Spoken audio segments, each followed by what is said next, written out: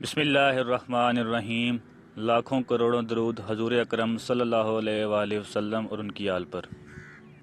آج کا ہمارا ٹاپک ہمارے پیارے پیارے مدنی منوں اور مدنی منیوں کے لیے ہے کہ کیسے حضرت سیدنا یونس علیہ السلام کو اللہ تعالیٰ نے مچھلی کے پیٹ میں زندہ رکھا۔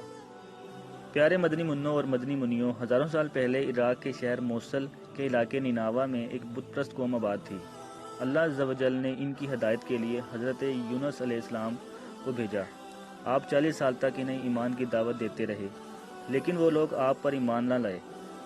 لہٰذا آپ نے اللہ عز و جل کے حکم سے انہیں 3 دن بعد عذاب آنے کی خبر دے دی۔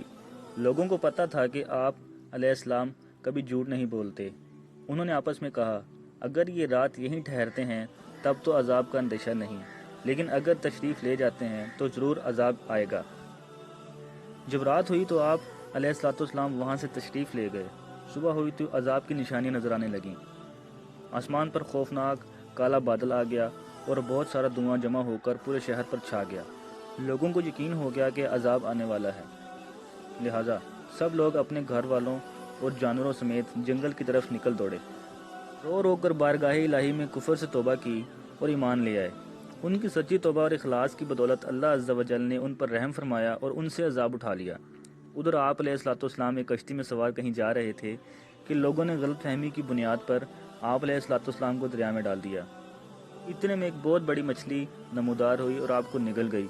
حضرت سیدنا یونس علیہ السلام کو کئی اندھیروں کا سامنا تھا، رات کا اندھیرا، دریا کا اندھیرا، مچھلی کے پیٹ کا اندھیرا، اور ان کے اندھیروں میں آپ نے یہ دعائے کلمات پڑھے، لا الہ الا انت سبحانک انی کنت من الظالمین، یعنی کہ آیت کریمہ۔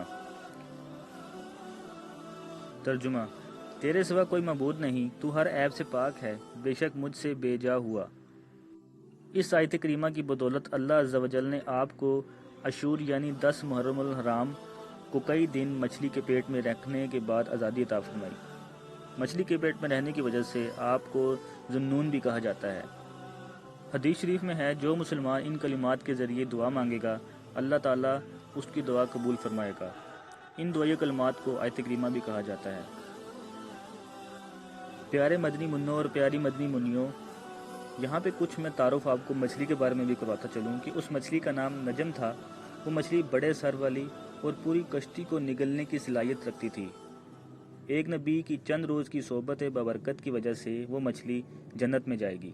علماء فرماتے ہیں، اس مچھلی کا پیٹ چند دن میں ایک نبی کی تجلیات کا مرکز رہنے کی وجہ سے عرش اعظم سے افضل ہے۔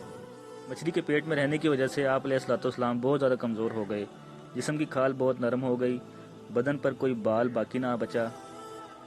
اللہ عز و جل نے آپ کے لیے کدو کا درخت اگایا تاکہ آپ اس کے پتوں کے سائے میں آرام کریں اور مکھیوں سے بھی حفاظت ہو۔ یہ آپ علیہ السلام کا معجزہ تھا کہ کدو جس کی بیل زمین پر ہوتی ہے، آپ کے لیے سایہ دار درخت بن گیا۔ صبح و شام ایک بکری آتی اور آپ اس کا دودھ پیا کرتے۔ یوں آپ علیہ السلام کی جسم کی کھال مضبوط ہو گئی، بال جمنا شروع ہو گئے اور کمزوری دور ہو گئی۔ اس کے بعد آپ علیہ السلام دوبارہ اپنی قوم کی طرف تشریف لے گئے اور 1 لاکھ سے زیادہ لوگ آپ پر ایمان لے آئے۔ ماشاءاللہ۔ پیارے بچوں، اس حقائق سے حاصل ہونے والے مدنی پھول یہ ہیں کہ اللہ عز و جل کے پیاروں کی بات ماننے میں ہی بھلائی ہوتی ہے۔ آفتوں، مصیبتوں اور بلاؤں سے بچنے کے لیے توبہ استغفار بہترین عمل ہے۔ جیسا کہ حضرت سیدنا یونس علیہ السلام کی قوم نے توبہ کی تو عذاب ٹل گیا۔ اخلاص سے کی گئی دعا قبول ہوتی ہے۔ آزمائشوں پر صبر کرنا چاہیے، جیسا کہ حضرت سیدنا یونس علیہ السلام نے کیا۔ اللہ عز و جل کے فضل و رحمت سے آیت کریمہ کا ورد کرنے والے کی پریشانیاں دور ہو جاتی ہیں۔ جزاک اللہ۔ اگر آپ کو ہماری ویڈیو پسند آئی ہے تو اپنے دوستوں کے ساتھ شیئر کیجیے اور مزید اچھی ویڈیوز کے لیے ہمارا چینل سبسکرائب کیجیے۔